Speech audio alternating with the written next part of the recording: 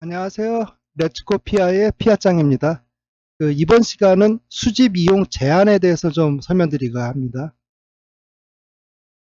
예, 다음은 개인정보 수집과 이용 및 제한 부분입니다. 그래서 크게 보면은 수집과 이용 부분이 하나가 있고, 그 다음에 별도 동의가 하나가 있다라고 보시면 될 것 같습니다. 그래서 개인정보 수집 및 이용과 그 제3자 제공, 그 다음에 목적의 이용이 하나의 큰 카테고리고요. 그 다음에 홍보 및 마케팅과 구분하여서 동의하는 부분, 민감정보 및 고유 식별정보를 구분해서 동의하는 부분, 그 다음에 그 주민등록번호 수집 시 법적 근거가 있어야 되는 부분, 그 다음에 그 인터넷 회원 가입 시 주민번호 대체수단의 가입의 제공, 마지막으로 만 14세 미만 아동 정보에 그 수집할 때 그 법정 대리인에 대한 동의 부분, 이렇게 좀 구분되어 있다라고 보시면 좋을 것 같습니다.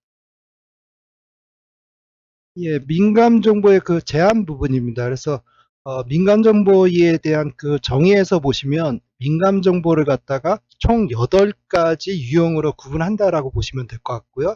그 중에 개인정보보호법 제23조에 나와 있는 건 총 4가지입니다. 그래서 그 사상과 신념, 그 다음에 정치적 견해, 노동조합 및 그 정당의 가입 및 탈퇴 부분, 그 다음에 건강 및 성생활, 요렇게 4가지 구분으로 좀 보시면 될 것 같고요.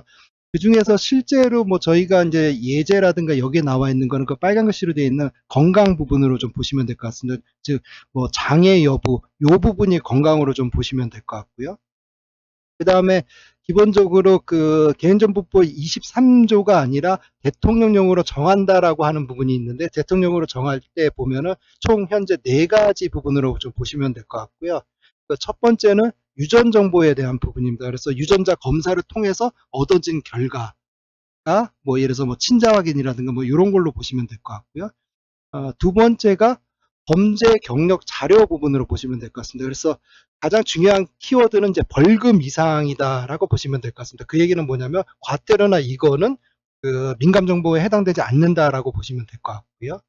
그다음에 세 번째로는 생체 인식 정보로 보시면 될 것 같습니다. 즉 오른쪽 하단에 보시면은 그 사람의 얼굴에 어떤 원본 사진이라든 게 있으면은 그게 그 중에서 어떤 특징점들, 그러니까 눈과 눈 사이의 거리, 눈과 뭐 코 사이의 거리, 입가의 사이의 거리, 뭐 이런 것들을 하면 오른쪽처럼 특징 정보 같은 게 이제 생성이 됩니다. 그래서 이렇게 생성된 어떤 특징 정보, 요게 그 생체 인식 정보로 좀 보시면 될 것 같고요.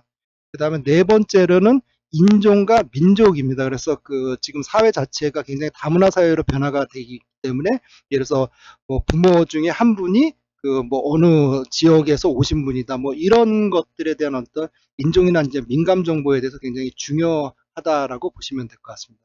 그래서 원칙적으로는 그 민감 정보에 대해서 이제 처리하면 안 되는데 예외적으로 그 별도의 동의를 받는 경우라든가 법령에서 민감 정보에 대한 처리를 요구하거나 허용하는 경우에는 그 처리를 할 수 있다라고 보시면 될 것 같습니다. 그래서 중요한 거는 별도 동의를 받아야 된다는 게 굉장히 중요한 사실로 보시면 될 것 같습니다.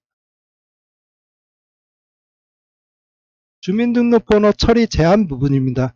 그 2014년도에 그 주민번호 수집 법정주의가 그 발효가 됐었습니다. 그래서 기본적으로 법령에 나와 있지 않는 경우에는 그 주민번호를 수집하면 안 되고요.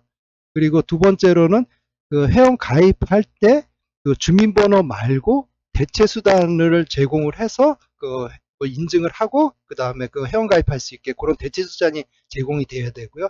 마지막으로 그 주민번호 같은 경우에는 정보 주체가 동의를 한다 하더라도 그 주민등록번호를 갖다가 그 수집을 할 수 없다라는 부분입니다. 그래서 웬만한 정보 같은 경우는 그 정보 주체가 동의를 하면 수집할 수 있는데 주민번호는 주민번 그 정보 주체가 동의를 하는 거랑 상관없이 법에 나와 있지 않으면은 그 수집하면 안 된다라고 보시면 될 것 같습니다. 그리고 기본적으로 정보 주체의 동의 없이 수집 및 이용을 하는 경우 같은 경우에는 그 하단의 예시처럼 그 어떤 수집 근거에 의해 가지고 그 개인 정보를 수집을 하고 있는지에 대해서 그 정보 주체의 인지권 보장 측면에서 이제 고지를 하시는 게 좋다라고 보시면 될 것 같습니다. 예, 만 14세 미만 아동의 개인정보 그 처리 부분으로 좀 보시면 될 것 같고요. 기본적으로 만 14세 미만 아동의 개인정보를 처리할 때는 법정 대리인의 동의를 받아야 됩니다.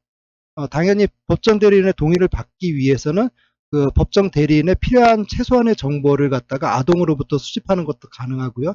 여기서 최소한의 정보라는 거는 통상 그 법정 대리인의 그 성명이랑 그 다음에 전화번호 정도를 갖다가 최소한의 그 정보로 보고 있는 거고요. 그 다음에 법정 대리인 같은 경우에는 친권자 및 그 후견인으로 이제 한정이 되는데, 후견인 같은 경우에는 이제 세 가지 단계가 있습니다. 그래서 첫 번째는 지정 후견인, 두 번째는 법정 후견인, 그다음에 세 번째는 선정 후견인으로 보시면 될 것 같습니다. 그래서 간단히 구별해 드리면, 그 지정 후견인 같은 경우에는 그 후견인을 받아야 되는 사람 같은 경우, 예를 들어서 아동이 됐던 뭐 장애인이 됐던 뭐 이런 분들이 누구를 후견으로 해주세요라고 해가지고 이렇게 지정한 사람이 이제 후견이 되는 거를 의미를 하고요. 두 번째로 법정 후견인 같은 경우는 법의 어떤 절차나 심사에 따라서 후견인을 갖다가 법원이 직접 이제 선정해주는 이런 것들이 법정 후견인이고요.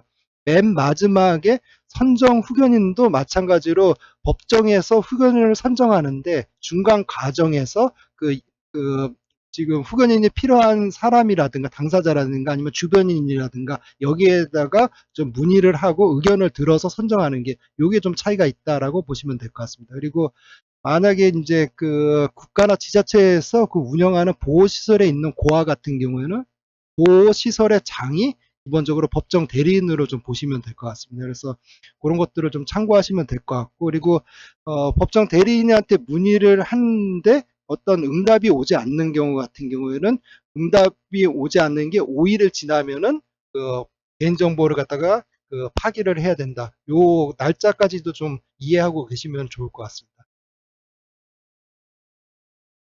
예, 주민등록번호 그 처리 제한 두 번째 부분입니다. 그래서 지금 표에 나와 있는 것처럼 그 주민등록번호를 갖다가 수집이 가능한 경우랑 그 다음에 수집이 불가능한 경우 그 두 가지가 나와 있다라고 보시면 될 것 같고요. 그래서 기본적으로 수집이 가능한 경우 같은 경우에는 그 뭐 저희가 뭐 정확히 어떤 법이다라고는 정확히 모르지만 그 기본적으로 그 법에 주민등록번호를 수집해서 처리할 수 있다라고 다 들어가 있다라고 보시면 될 것 같습니다. 예를 들어서 의료법 같은 경우에는 그 환자가 뭐 진료하거나 뭐 약 처방할 때 주민등록번호를 갖다가 뭔가 수집을 해야 된다. 뭐 이런 내용이 들어가 있다라고 보시면 될 것 같고요. 반대로 그 주민등록번호를 갖다가 그 수집이 불가능한 경우가 하단에 나와 있는데 보시는 것처럼 뭐 회원 관리를 위한다든가 그 다음에 입사 지원 단계에서 근로자한테 주민번호를 수집을 한다든가 뭐 직장 교육을 할 때 주민번호를 수집을 한다든가 이런 부분들은 기본적으로 그 주민번호 수집에 대한 법령에 나와 있지 않기 때문에 하시면 안 되는 경우로 보시면 될 것 같습니다. 그래서 기본적으로 수집이 안 되는 경우 사례 몇 가지만 좀 이해해 두시는 게 좋겠다라는 생각이 듭니다.